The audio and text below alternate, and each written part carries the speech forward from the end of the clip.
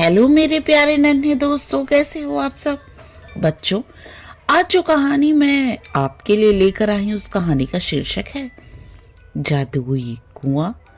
तो आइए कहानी शुरू करते हैं। एक बार राजा कृष्णदेव राय ने अपने गृह मंत्री को राज्य में अनेक कुएं बनाने का आदेश दिया।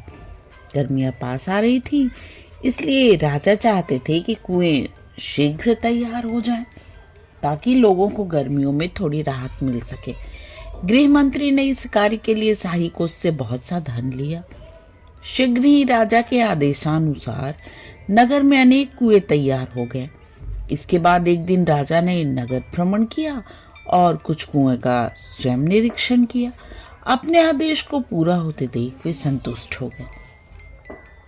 गर्मियों में एक दिन नगर में बाहर से कुछ गांव वाले तेनालीराम के पास पहुंचे। वे सभी गृह मंत्री के विरुद्ध शिकायत लेकर आए थे। तेनालीराम ने उनकी शिकायत सुनी और उन्हें न्याय प्राप्त करने का रास्ता बताया। तेनालीराम अगले दिन राजा से मिले और बोले, महाराज, मुझे विजयनगर में कुछ चोरों के होने की सूचना मिली है। वे हमारे कुएं चुरा रहे हैं। इस पर राजा ने कहा, क्या बात करते हो तेनाली, कुछ चोर कुओं को कैसे चुरा सकते हैं। महाराज, ये बात आश्चर्यजनक जरूर है, परंतु सच है। वे चोर अब तक कई कुएं चुरा चुके हैं। तेनालीराम ने बहुत ही भोलेपन से कहा। उनकी बात को सुनकर दरबार में उपस्थित सभी दरबारी हंसने लगे। महाराज ने कहा, तेनालीराम, तुम्हारी तबीयत तो ठीक है, आज कैसी बहकी बहकी बातें कर रहे हो। तुम्हारे बातों पर कोई भी व्यक्ति विश्वास नहीं कर सकता।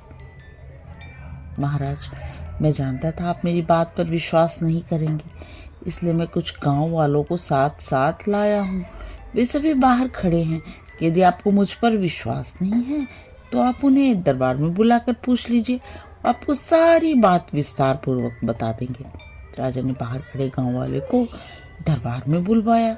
एक गांव वाला बोला, महाराज, गृह मंत्री द्वारा बनाए गए सभी कुएं समाप्त हो गए हैं, आप स्वयं देख सकते हैं। राजा ने उनकी बात मान ली और गृह मंत्री तेनालीराम कुछ दरबारियों तथा गांव वालों के साथ कुओं का निरीक्षण करने के लिए चल दिए। पूरे नगर का निरीक्षण करने के पश्चात उन्होंने पाया कि राजधानी के आसपास के अन्य स्थानों पर गांव में कोई कुआं नहीं है। राजा को यह पता लगते देख गृह मंत्री घबरा गए। वास्तव में उसने कुछ कुओं को ही बनाने का आदेश दिया था। बचा हुआ धन उसने अपनी सुख सुविधाओं पर व्यय कर दिया। अब तक राजा भी तेनालीराम की बात का अर्थ समझ चुके थे। वे गृह मंत्री पर क्रोधित होने लगे। तभी तेनालीराम बीच में बोल पड़े, महाराज, इसमें गृह मंत्री जी का कोई दोष नहीं। वास्तव में जादुई कुएं थे जो बनने के कुछ दिन बाद ही हवा में समाप्त हो गए। अपनी बात समाप्त कर तेनालीराम गृह मंत्री की ओर देखने लगे। गृह मंत्री ने अपना सिर शर्म से झुका लिया। राजा ने गृह मंत्री को बहुत डांटा तथा उसे 100 और कुएं बनवाने का आदेश दिया। इस कार्य की सारी जिम्मेदारी तेनालीराम को सौंपी गई।